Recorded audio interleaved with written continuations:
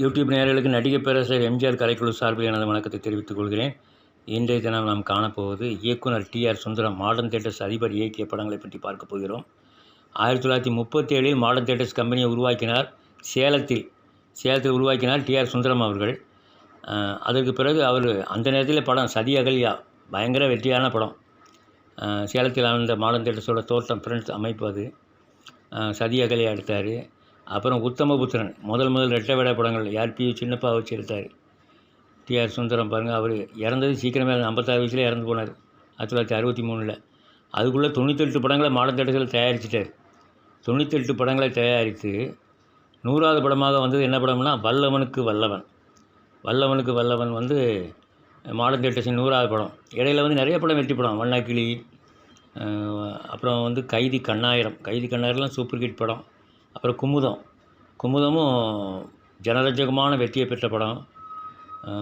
அப்புறம் பார்த்திங்கன்னா குமுதம் வந்து நல்லா ஓடிச்சு, எல்லா ஊர்களையும் நல்லா ஒரு சிறந்த குடும்ப படம் மாதிரி ஓடிச்சு. அப்புறம் வல்லவனுக்கு வல்லவன் 100வது படம் அவங்களுக்கு. அதுக்கப்புறம் வந்து அவர் வந்து ஃபுல்லாக ஸ்டண்ட் படங்களாக எடுக்க ஆரம்பித்தார். திருவள்ளுவர்கள், வல்லவன் ஒருவன், இந்த மாதிரி படங்கள். மக்கள் திலகத்தை வைத்து அவர் 4 படங்கள் எடுத்தார். மந்திரி குமாரி, சர்வாதிகாரி, அலிபாபாவும் 40 திருடர்களும். இந்த 3 படங்களும் அவருடைய கம்பெனி மாடர்ன் தியேட்டர்ஸிலே மிகவும் வெற்றியடைந்த படம், மிக பெரும் வெற்றியடைந்த படம். இந்த படங்கள் வந்து மறுபடியும் வசூலை வாரி கொடுத்து கொண்டிருந்தது. அதாவது ரிப்பீட் ரன், மறு வெளியீடுகளில் வந்து கலக்கிய படங்கள். மந்திரி குமாரியை பற்றி நாம் ஏற்கனவே பார்த்துட்டோம். அதனால் இப்போ சிறப்பாக சொல்கிறதுக்கு ஒன்றும் இல்லை, நிறைய இடம் சொல்லிட்டோம். அடுத்த படம் பார்த்திங்கன்னா சர்வாதிகாரி வந்து அஞ்சலி தேவி ஜோடி மக்கள் திலகத்திற்கு. சர்வாதிகாரி டிக்டேட்டர். முதல்ல இந்த படத்துக்கு பேர் போர்வாள் அப்படின்னு தான் வச்சுருந்தாங்க. இப்போ நம்ம எடப்பாடி ஐயா தொடங்கியிருக்காரு போர்வாள் அப்படின்னு ஒரு பத்திரிக்கை. அது முதல்ல வச்ச பேர் அதான் சர்வாதிகாரிக்கு. அப்புறம் மக்கள் திலகம் வந்து இதுக்கு சர்வாதிகாரின்னு பேர் வச்சா நல்லாயிருக்குன்னு சொல்லி மாற்றினார். பிரபாத், சாகர், சரஸ்வதி ஆகிய தேட்டரில் வெளியாகி நிறைய தேட்டரில் 100 நாள் ஓடிச்சு சர்வாதிகாரி. கிட்டத்தட்ட 7-8 தேட்டரில் 100 நாள் ஓடிச்சு. பாருங்கள், சாகர், சரஸ்வதி, சந்திரா, மதுரை சந்திரா, திருச்சி வெலிங்டன், கோவை ராஜா, சேலம் ஓரியண்டல், பெங்களூர் சிவாஜி. மதுரை சந்திராவில் 105 நாள் ஓடிச்சு. அப்புறம் கோவை ராஜாவில் ஓடிய நாட்கள் 105.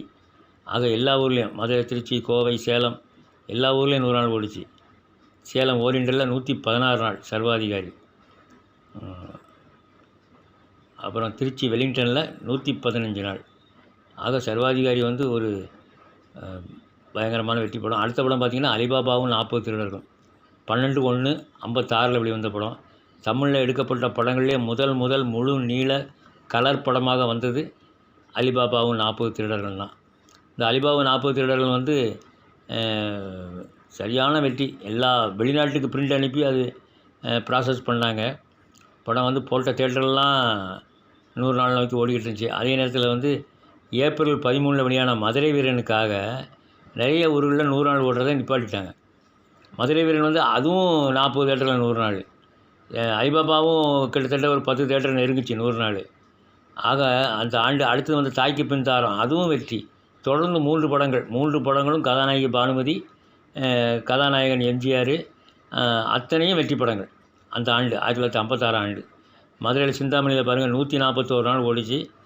அலிபாபாவும் 40 திருடர்கள். இது 100வது நாள் விளம்பரம். அது அலிபாபா ஸ்டில் கோயிங் ஸ்ட்ராங் விளம்பரம் கொடுத்தாங்க. இன்னும் நல்லா போய்கிட்டு இருக்குது அப்படிங்கிற மாதிரி கொடுத்துருந்தாங்க. அலிபாபா வந்து மதுரை சிந்தாமணியில் 141 நாள். ஒரு முதல்ல பெரிய அதிக நாள் ஓடின படம் அதான். அவர் தேட்டர் மேனேஜர், சிந்தாமணி தேட்டர் மேனேஜரே கொடுத்துருக்காரு. மர்மயோகி அப்படின்னு அங்கே ஓடின படம், ராஜகுமாரி, இதெல்லாம். திருச்சி வெலிங்டனில் 147 நாள் அலிபாபா. எல்லாம் வெள்ளி விழா ஓட வேண்டிய படம். கோவை கர்நாட்டிக்கில் 100 நாள்.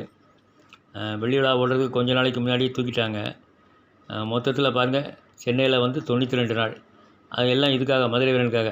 சேலம் ஓரியண்டல், மதுரை சிந்தாமணி, கோவை கர்நாட்டிக்கு, திருச்சி வெலிங்டன், பெங்களூர் லட்சுமி, இலங்கை கிங்ஸ்லி எல்லாத்துலையும் 100 நாள்.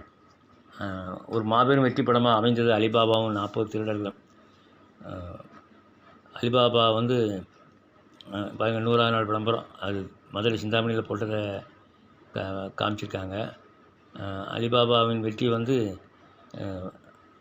ஒரு ரொம்ப நாளைக்கு அந்த காலத்தில் அலிபாபா வளையல், அந்த வளையல், இந்த வளையல் வந்துச்சு. சரி நேயர்களே, நன்றி, வணக்கம். மீண்டும் சந்திப்போம்.